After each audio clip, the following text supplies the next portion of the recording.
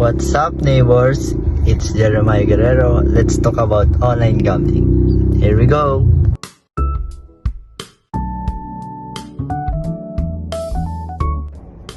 Online gambling is everywhere on social media ads, gaming apps, and other websites.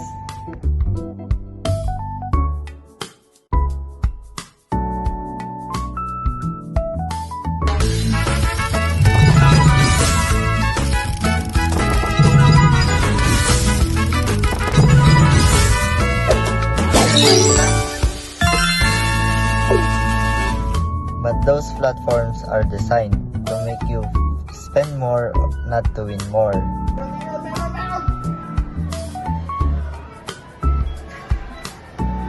Many people start for fun, but it can quickly lead to addiction and even mental health problems like stress and anxiety.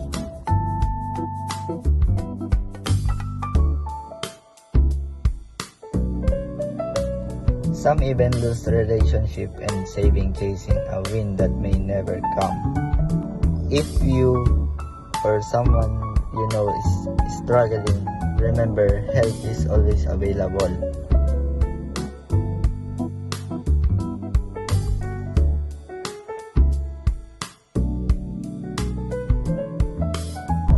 Instead of gambling, try other activities that build skills or happiness, just like sports, arts, or learning something new.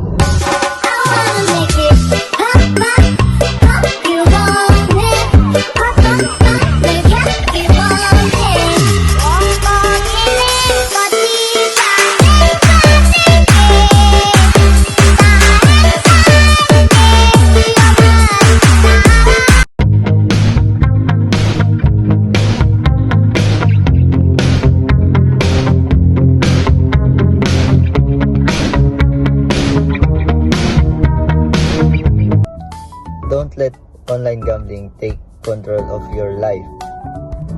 Money is hard to earn, so don't let it disappear with one click. Stay safe and stay smart. Thank you for watching. God bless.